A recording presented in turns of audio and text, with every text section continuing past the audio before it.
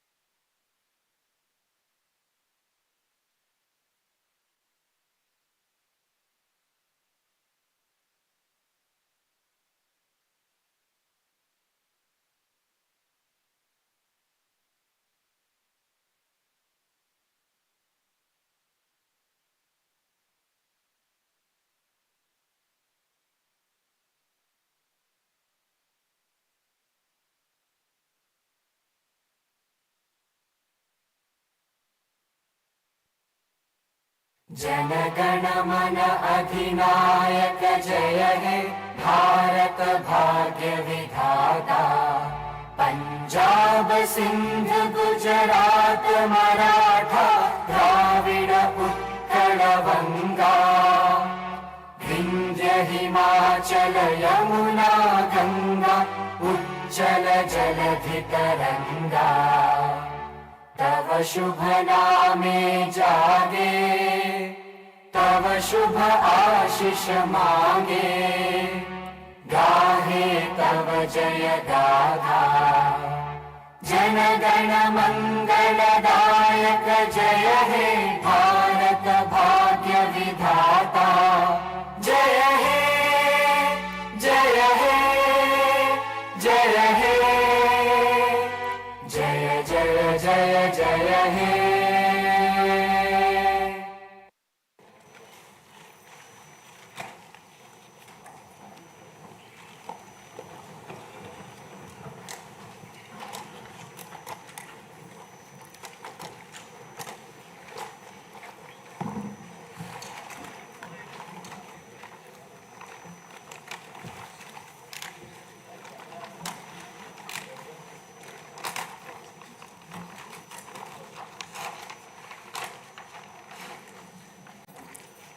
Honorable Chairman, Andhra Pradesh State Legislative Council, Honorable Speaker, Andhra Pradesh State Legislative Assembly, Honorable Members of the State Legislature, I am immensely pleased to welcome and congratulate the newly elected Honorable Members of the State Legislative Assembly and members of the Legislative Council to this joint session of the State Legislature being convened for the first time after the General Elections 2024. I would like to take this opportunity to commend the Andhra people's active participation in the electoral process. Their inspiration for change has been unambiguous. Now the responsibility of fulfilling their aspirations lies with all of you. Honorable members, you are aware that due to the supreme sacrifice of Amarajeevi Potti Sriramulu, Andhra Pradesh was formed as the first linguistic state on 1st October 1953 with Kurnool as capital. Thereafter, the state was recognized on 1st November 1956 and Telugu-speaking parts of Hyderabad state were made into the combined Andhra Pradesh with Hyderabad as capital. Accordingly, a lot of Telugu people moved to Hyderabad. Again, in June 2014, the people of Andhra Pradesh were forced to undergo another reorganization of their state, the most damaging experience of all. The united Andhra Pradesh was bifurcated unscientifically, undemocratically, and without adequate consultation with the stakeholders. This has left an indelible mark on the minds of the people of the residual state of Andhra Pradesh. The turbulence caused due to multiple state reorganizations and the resultant disruptions have deprived Andhra people of a sustained long-period development and progress. Today we stand at a juncture where the people have to again take up the task of rebuilding their state. As time has progressed, it has become evident that the Andhra Pradesh Reorganization Act 2014 does not compensate enough the residual Andhra Pradesh for the loss of prosperity and development opportunities. The state bifurcation has imposed an unprecedented strain on the economy of the state. There are patent inconsistencies in distribution of assets and liabilities, with 58.32% of combined state population. The unscientific bifurcation caused the state to inherit only 46% of the resources, financial loss on account of loss of Hyderabad city, disproportionate debt burden, loss of access to public institutions, loss of national institutions, Government of India PSUs, and institutions of higher learning, etc.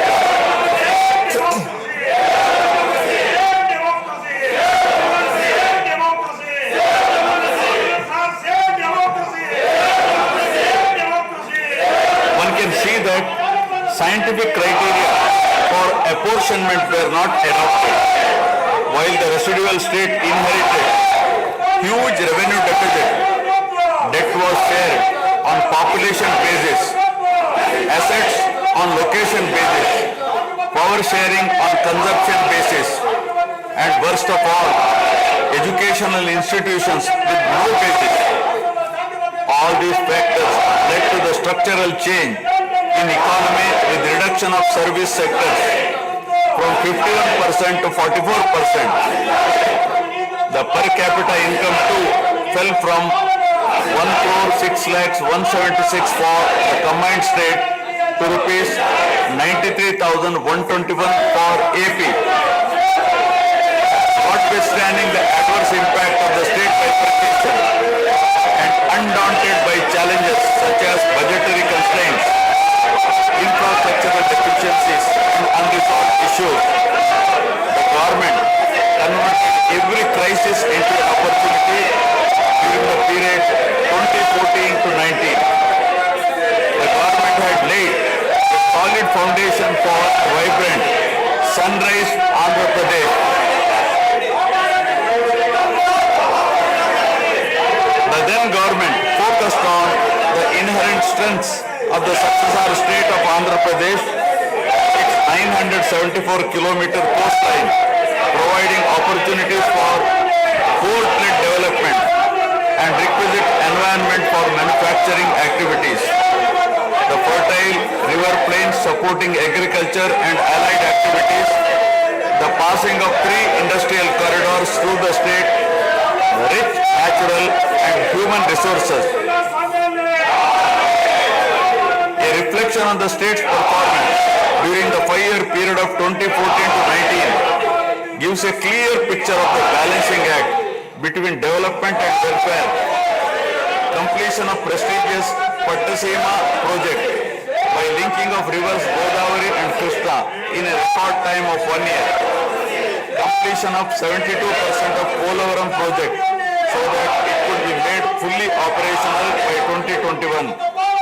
Prioritization of other irrigation projects, drought proofing measures, real-time governance, development of Amaravati region through land pooling, construction of new secretariat and legislature building are a few examples worthy of mention.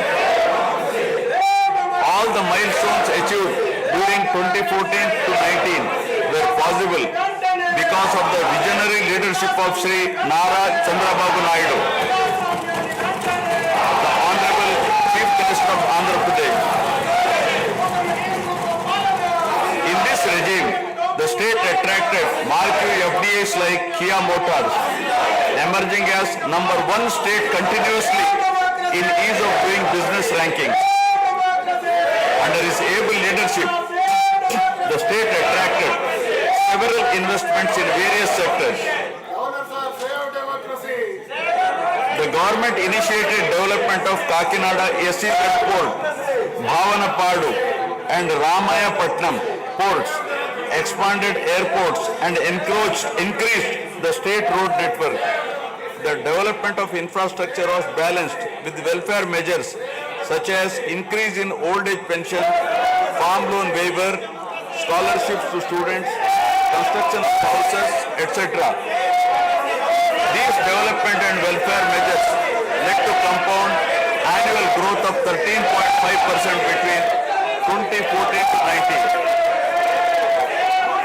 While the state was set to take off on the path of high growth, the change of regime in 2019 again brought back the disturbing time for the nascent Andhra Pradesh.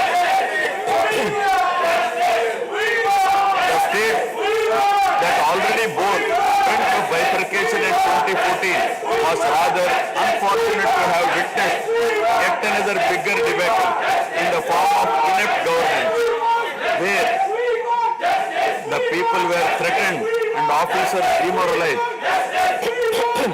In fact, the damage and losses during the period 2019 to 24 have been more severe compared to the state reorganization in June 2014. The government that assumed charge in 2019 started a destructive note with demolition of Praja Vedike that continued unabated till the end of the regime 2024. During this regime, democracy was at peril. People were in a state of fear and hardly enjoyed any freedom of living.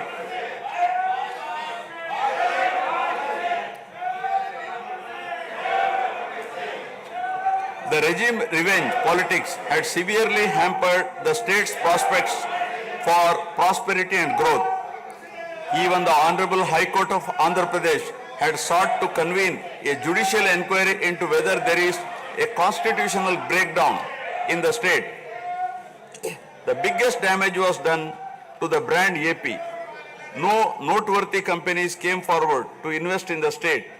The corrupt practices at all levels, coupled with weaponization of instruments of governance across revenue earning departments for personal gains, sabotaging of checks and balances, made several state institutions and private companies defunct and forced the existing enthusiastic investors and entrepreneurs to move out of Andhra Pradesh to other states.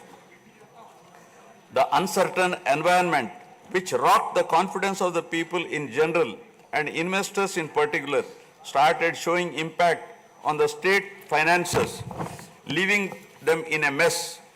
Fiscal prudence was abandoned. Expenditure was beyond means in spite of limited revenue growth, and debt and liabilities rose sharply.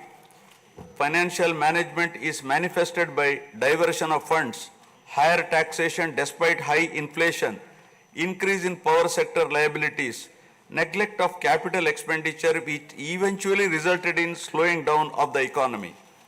The enormous gap in resources was sought to be met repeatedly by borrowings through corporations and forcing them to spend on government expenditure, and in the process weakening the corporations.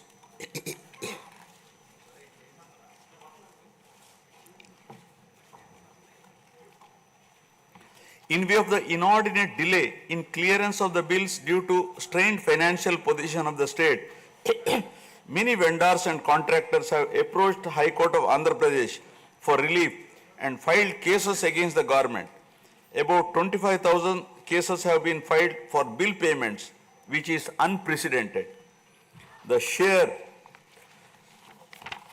number of contempt cases with personal appearances and arrest warrants against officials in several cases resulted in systematic humiliation and victimization of bureaucracy. This led to complete demoralization of administrative machinery.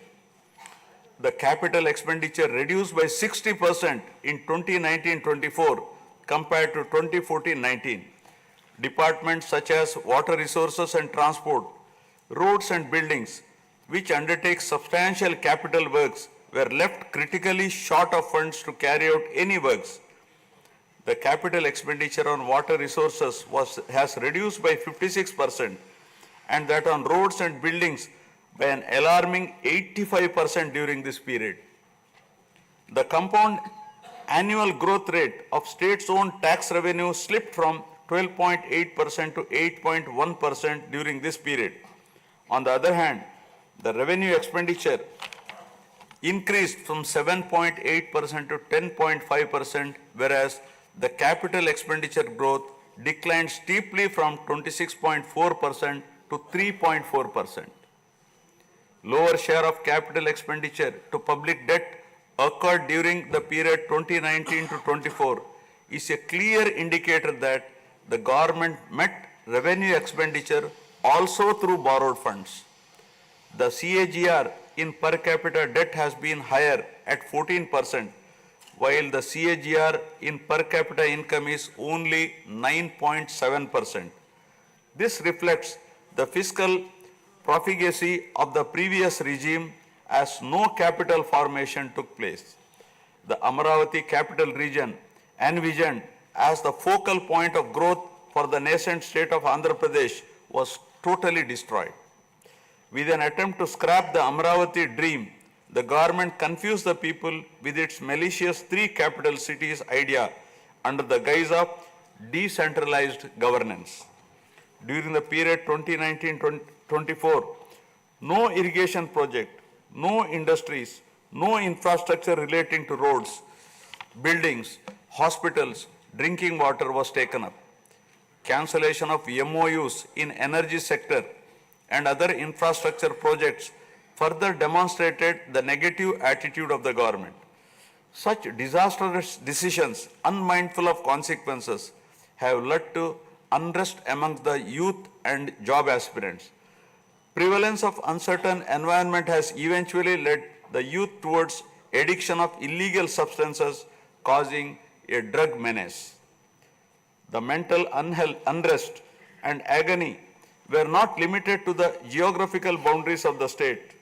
The Telugu speaking people all around the world were upset and demoralized by the uninspiring deeds of the government. They anxiously and desperately waited for a change in governance that would take them forward in the 21st century.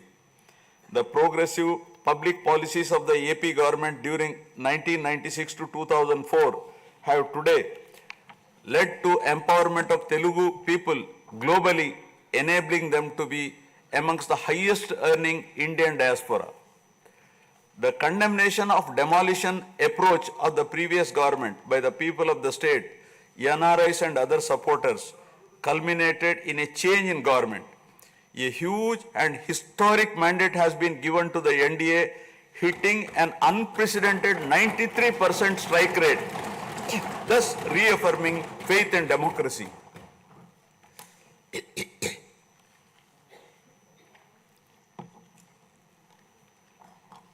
I sincerely congratulate the people of Andhra Pradesh for their wisdom in electing a government that discharges its duties with a futuristic view. Hordes of Andhra people had come from various regions to be part of this historic mandate in favor of future of Andhra Pradesh. The new government has a perfect blend of fresh and experienced honorable members in the assembly. I once again welcome all the members who will be instrumental in making right policies in the interest of good governance and in the spirit of cooperative federalism. Honorable members, at this juncture, I feel it is also important to recall the glorious past of Andhra Pradesh. Renowned as Annapurna, rice bowl of India, the state used to support other states in ensuring food security.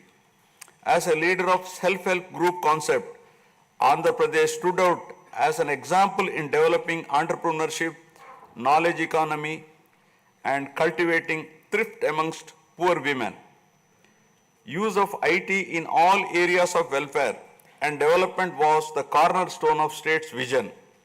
The misrule of the previous government, which lacked transparency, have compelled this government to put the facts before the people about the disruption of systems and rampant corruption prevailing during the last 5-year term. Accordingly, my government has released a series of white papers highlighting numerous discrepancies in fund utilization, misappropriation, resulting in huge loss to the state exchequer and the natural resources base of the state. I would present some of the key takeaways of the white papers. Completion of Polavaram, the lifeline of Andhra Pradesh, is of the highest priority. The Polavaram project has been completely derailed. Introduction of reverse tendering and cancelling the agreed contracts have caused an irreparable damage not only to the project but also to the concept of interlinking of rivers and irrigating every acre of land. Unilateral announcement of 3 capitals for the state resulting in 1,631 days of farmers' protest. Modification of jurisdiction of the Capital Region Development Authority to 6,993 square kilometers. Shelving preparation of regional master plans. Completing the land acquisition in only 191 acres are some of the events that halted the progress of CRDA. This led to a potential loss of about 7 lakh jobs and estimated loss of wealth of about rupees 2 lakh crore along with loss of investment and growth opportunities. Andhra Pradesh, which enjoyed the distinction of being the first state in the country to have introduced reforms in the power sector in 1990s, had achieved energy sufficiency from 1996 to 2004. After bifurcation, the state faced an energy deficit of 22.5 MU per day. Again, by bringing second generation's reforms in energy sector and promoting renewable energy, the state become energy surplus by 2018. The state has witnessed an irreparable damage in the recent past. State energy sector has also suffered huge losses to the tune of rupees 1,29,503 crores during the period 2019 to 24. Misappropriation of natural resources such as land, mines and minerals and forests has been widespread. Land grabbing, misappropriation in allotment of house site pattas, violations in land allocation, assignment of land to ineligible beneficiaries, and Resurvey and AP Land Titling Act 2023 have completely eroded the confidence of the people during 2019-24. Put together, an amount of rupees 35,576 crore covering 1.75 lakh acres has been estimated as a loss, and the fundamental right of the people to own their property was affected. Looting of sand and mineral wealth is another area that resulted in huge loss to the exchequer and involved corruption. My government has initially estimated that an amount of rupees 19,000 crore has been lost due to illegal activities in these areas.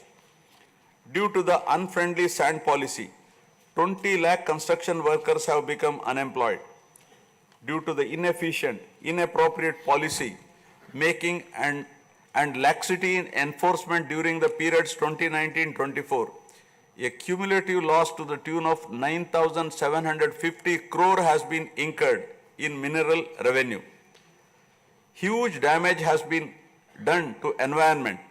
Smuggling of precious red sandals from forests has taken place with the revenue from the sale of red sandals dropping from rupees 1,623 crore in 2014-19 to rupees 441 crore in 2019-24. The destruction of mangrove forest land and Rishikonda Hill in Vishakhapatnam have also damaged the state's heritage and culture. The government misused law and order machinery during 2019-24 by harassing dissenting voices. There was rise in crime against women, children, atrocities on innocent people, especially the SC, STs and other vulnerable sections. The people lost faith in the government's ability to maintain rule of law.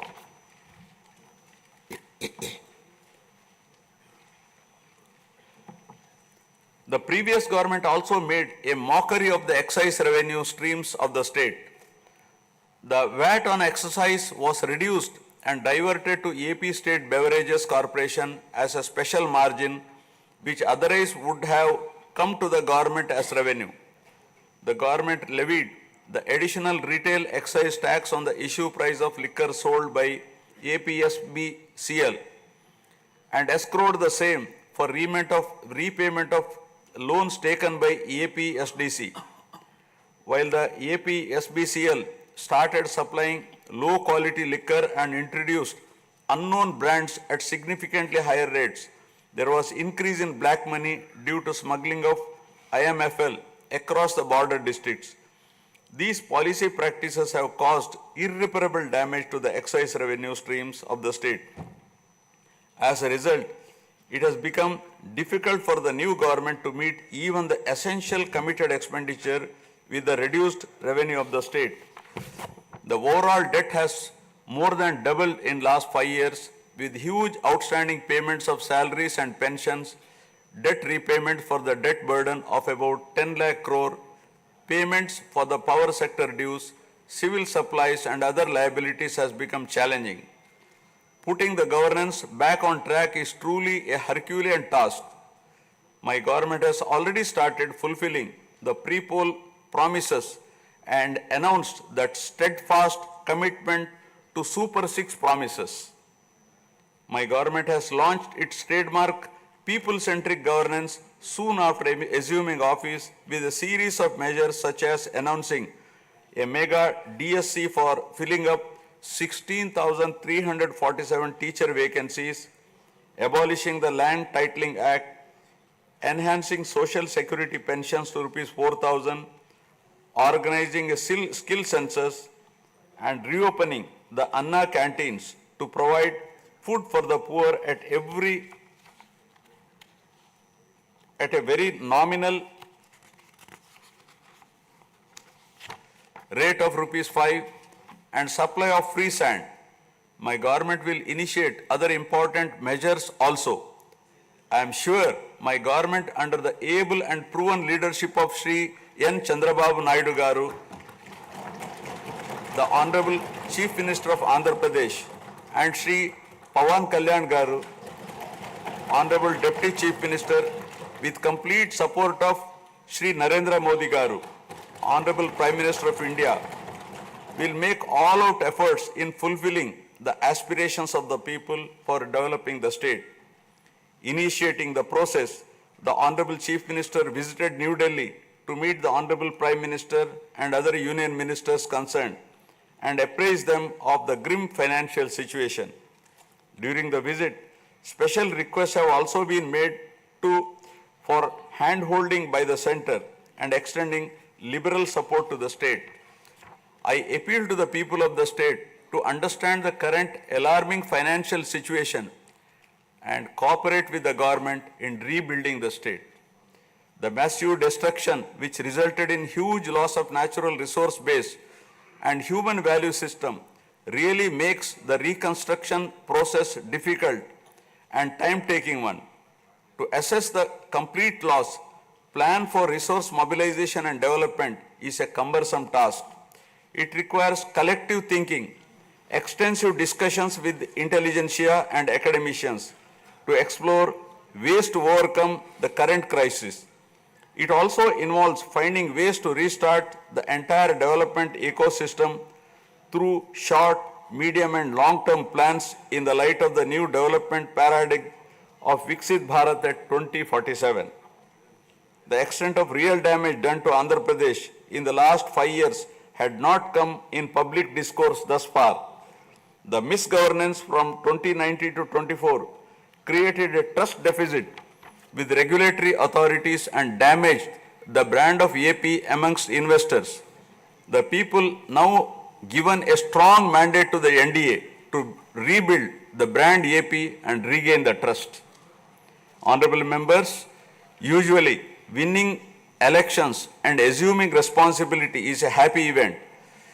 But now we are meeting in different and difficult circumstances. Perhaps for the first time in the country, the members are not in a position to rejoice and have the means to meet people's aspirations immediately.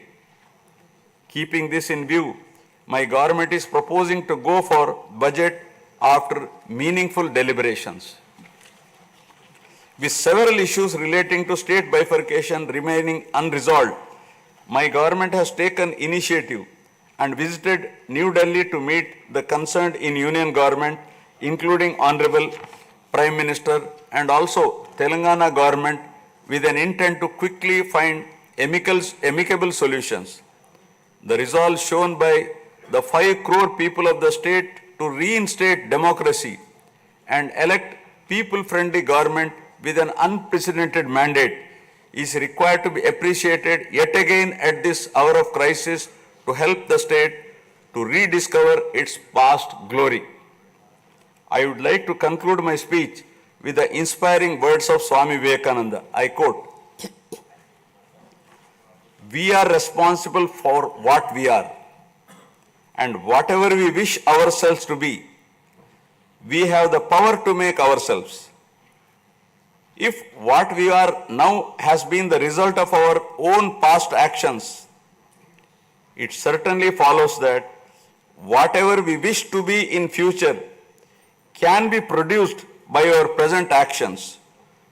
So we have to know how to act." Jai Hind. जनगण मन अधिनायक जय हे भारत भाग्य विधाता। पंजाब सिंध गुजरात मराठा द्राविड उत्कल बंगा, विंध्य हिमाचल यमुना गंगा उज्जल जलधि तरंगा। तव शुभ नामे जागे, तव शुभ आशीष मांगे, गाहे तव जय गाथा। जन गण मंगलदायक जय हे भारत भाग्य विधाता। जय हे जय हे जय हे जय जय जय जय हे।